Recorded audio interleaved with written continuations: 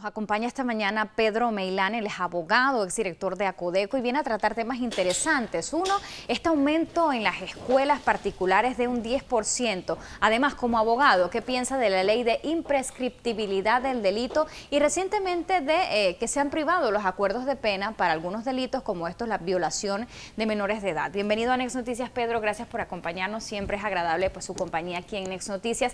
Empecemos por el tema del consumidor porque le atañe a muchos padres de familia. Este año hubo una migración importante de estudiantes del sistema particular al oficial justamente porque los padres no podían asumir ese aumento. ¿Hasta cuándo las escuelas van a aumentar en la indefensión en la que están los padres de familia hoy? Mira, ante todo, buenos días. Esto es un tema de nunca acabar.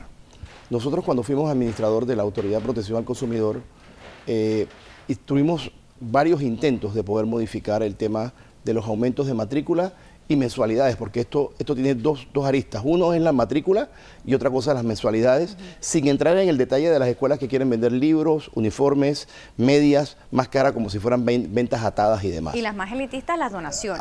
No, es que la donación para mí es un término totalmente ilegal. La donación es un criterio jurídico, es un precepto jurídico en el cual una persona dona a otra persona sin tener una prestación de servicio. Y eso es lo que está ocurriendo. Y déjame explicarlo mejor.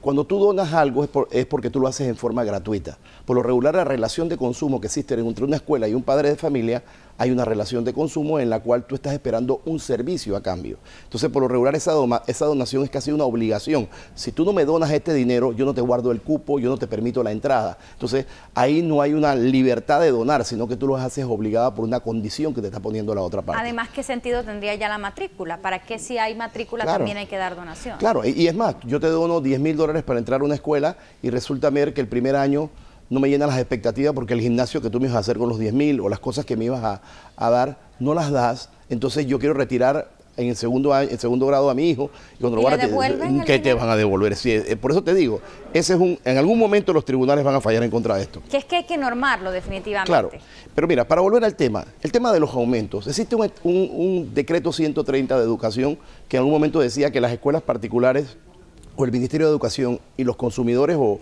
los padres de familias tenían que reunirse para avalar este aumento.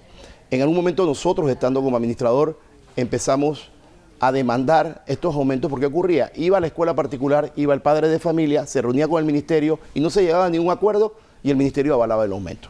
Cuando nosotros empezamos a demandar esto, el Ministerio de Educación modificó el decreto que para mí a todas luces es ilegal y lo que hizo es que ellos son los que van a estar encargados de tener el aval de poder aprobar o no aprobar. Y es lo que está pasando ahora mismo. Tú vas al Ministerio de Educación, se reúne la parte de los acudientes o los padres de familia y se reúnen con el ministerio y se reúnen con las escuelas particulares. Cada parte dice lo que quiere y al final la escuela puede aumentar. Entonces, ¿qué es lo que está ocurriendo? Aquí hay una cantidad de aumentos indiscriminados en los cuales si tú sacas o multiplicas, claramente lo que te están pidiendo de aumento no tiene nada que ver con lo que ellos dicen del aumento de sus costos. Entonces, yo no estoy en contra de la empresa privada, ni que no se den estos aumentos, pero nosotros podríamos hacer algo parecido a lo que son las escuelas, lo que se hace con los costos de materiales en la construcción. Fíjate, la escuela particular se divide en tres áreas. La preescolar, que va desde maternal hasta kinder, que son 3 años. La primaria, que es de primer grado a sexto grado, y la premedia y media, que también son de 3 años. Antes era el primer ciclo y segundo ciclo, ahora se le llama premedia y la media. Los contratos deberían ser por los periodos de tiempo que tú vas a recibir un servicio. Entonces, el contrato de premedia debería ser de 3 años, el de media de 3 años, el de primaria de 6 y el contrato de maternal o preescolar debería ser de 3 años.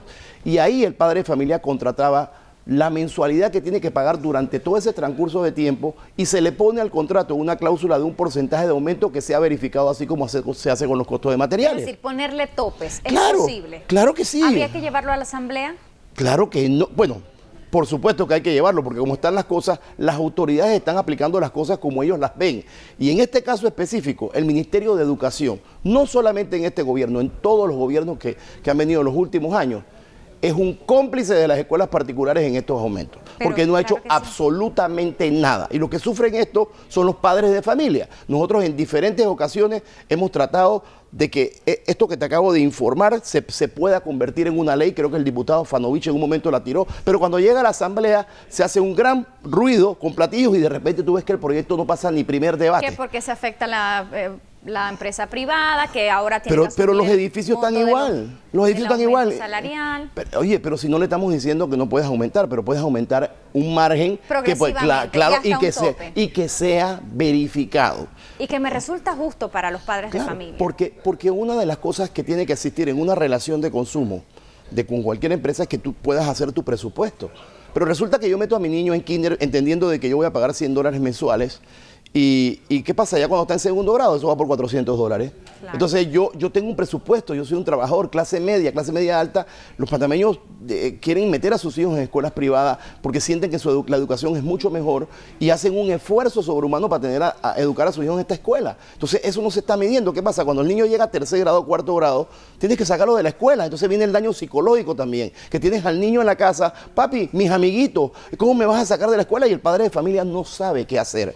Cuando tú ves que los aumentos estos ni siquiera tienen transparencia con respecto a lo que en realidad ellos están aumentando de costo. Entonces, lo que se propone es totalmente transparente. Señores, se hace un contrato por el periodo de tiempo del periodo escolar que estamos hablando, si es primaria, por 6 años, y se le mete una cláusula de 5 o 10% verificable todos los años si en realidad se ha dado el aumento o no. Y te digo verificable porque no es que tú puedas aumentar automáticamente el 5 y el 10, así como está el caso de los apartamentos y casas, sino que se verifica a través de alguna autoridad, sea Educación o Acodeco, que ese aumento se pueda dar correctamente. Pero en base a la experiencia, un año es la luz, el otro es el agua, de pronto es la construcción, sí, pero no puedes, después al aumento igual al sector oficial. Estás clarita, pero le metes el porcentaje. De ahí no puede pasar. Es un tope y verificado, porque si estuviéramos hablando con personas que en realidad, fíjate, cumplieran con los vaivenes del mercado. Cuando se disparó el combustible hace algunos años, en el 2008 creo que si no me equivoco, se subieron todas las cosas, pero cuando bajó nadie la bajó. Sí. Esa es una realidad, las cosas suben y no bajan. Hay una teoría económica que dice, suben como cohetes y bajan como plumas. ¿Quién tiene que hacer esto entonces? ¿Quién lo hace? O sea, acuérdate que la propuesta de ley es a través de los diputados o a través del órgano ejecutivo, o puede ser también una propuesta ciudadana. Entonces, y Asociación de Padres de Familia. Pedro, quisiera aprovechar su presencia en Next Noticias para abordar algunos temas, el tiempo es limitado, pero me interesa escucharlo como defensa sobre la imprescriptibilidad de delitos de corrupción. ¿Qué piensa usted sobre esto? Mira, yo escuché esta mañana al ingeniero Blandón, escuché también la opinión que dio sobre la procuradora y estoy totalmente de acuerdo con su planteamiento. El tema de imprescriptibilidad es un concepto jurídico procesal. Y nosotros no estamos viendo el tema de que si puedan perseguir o agarrar a las personas que han cometido actos de corrupciones, lo están viendo como si fueran conceptos religiosos, morales o de principios. Entonces, en el derecho, nosotros tenemos figuras que no pueden desaparecer y nosotros, lo que se está haciendo ahora puede ocasionar que no sabemos cómo comienza y no vamos a saber cómo termina. Sabemos cómo comienza, pero no sabemos cómo termina. Fíjate, el tema de la prescriptibilidad es un tema que se puede manejar y voy a dar un ejemplo muy facilito con los años de pena. ¿Por qué? Porque ¿qué es lo que busca la gente? La gente lo que busca es que la persona que le robó al Estado no pueda salirse libre de esa fechoría porque pasaron 5 años o 3 años y no se le puede investigar. Cuando yo entré a la Autoridad de Protección al Consumidor y Defensa de la Competencia, yo recuerdo que yo entré cuando estaba el boom inmobiliario de la gran cantidad de ventas de propiedades, no solamente residenciales, sino también comerciales. En el caso de nosotros, verificamos las residenciales. La prescripción de este tipo de faltas a la ley era de 1 año en materia de protección al consumidor. Entonces, ¿qué ocurría? Que cuando tú me firmabas un contrato de una compraventa o promesa de compraventa, en el 2011, un ejemplo, cuando te entregaban el apartamento en el 2013 o 14, y tú veías que había alguna cosa irregular, ibas a presentar la queja y te decía, no te la puedo atender porque ya prescribió tu acción. ¿Qué hicimos nosotros responsablemente? Cuando creamos la ley 45 y fuimos a la asamblea, lo que hicimos fue que cambiamos la prescripción de 1 año a 5. Y lo que hicimos fue subirla para, tú sabes, mejorar el problema que teníamos, pero no eliminamos el concepto procesal de prescripción. Entonces, ¿qué estamos haciendo ahora? Ahora lo que estamos es eliminando y creando un delito imprescriptible. ¿Qué pasa? El día de mañana se nos ocurre a la sociedad de que hay un delito que es mucho más grave que el de corrupción y también lo van a querer hacer imprescriptible. Puede ser que en 10 años tengamos 10 títulos del Código Penal imprescriptibles y esto no ayuda a nadie. Aquí lo que había que hacer era subir la prescripción. Si usted no quiere que estas personas se vayan, métale 30 años a los delitos. Y el artículo 4 para que las empresas que se descubren con chanchullos, porque es la palabra que se usa coloquialmente y son condenadas, no puedan seguir contratando con el Estado, ¿cómo lo ve? Sí, pero eso no tiene nada que ver con la prescripción, eso es con el tema de pagar una pena. Yo estoy totalmente de acuerdo que al que agarran aquí haciendo algún tipo de chanchullo con el Estado, tiene que pagar su pena, pero existen las penas de prisión y las penas accesorias. Por lo regular en el derecho penal te condenan a prisión por una cantidad de tiempo y tu pena accesoria va a ser casi de la misma cantidad, o sea, te condenan a 5 años y 5 años más son los que tú vas a tener, que no vas a poder, vas a quedar inhabilitado para ejercer la función. Sin embargo, no para siempre, como lo plantea la misma ley. Claro, es que 4. yo estoy de acuerdo con eso. Yo estoy de acuerdo con eso porque es igual el ser humano. El ser humano comete un delito y paga su pena de prisión y paga su pena accesoria, pero entonces, ¿qué? Vamos a decirle al ser humano o a la persona natural que no puede trabajar más nunca.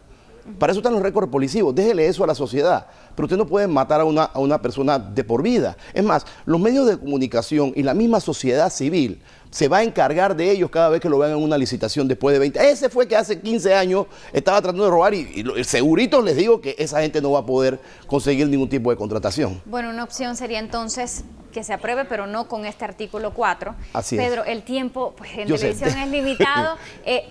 Sé que hay una denuncia contra PPC y lo vamos a tener en una próxima ocasión para que nos explique un poquito más, pero le agradezco mucho estar con nosotros. Lo único que te quiero decir, el mismo caso de la imprescriptibilidad también lo tengo con los acuerdos de pena. El acuerdo de pena no puede ser eliminado. Lo que se busca en el acuerdo de pena es que la persona ayude a la justicia y, bueno, se pueda beneficiar del mismo, pero si el problema es que en ciertos delitos él va a salir posteriormente libre, al bajar la pena, súbale las penas a los acuerdos para que esto no ocurra. Y que ese es el de pedofilia, que seguro generará muchas reacciones. Bueno, pero yo te puedo dar un montón de ejemplos de cosas peores. Bueno, uy, qué difícil. Gracias por estar con nosotros, Pedro Camilo.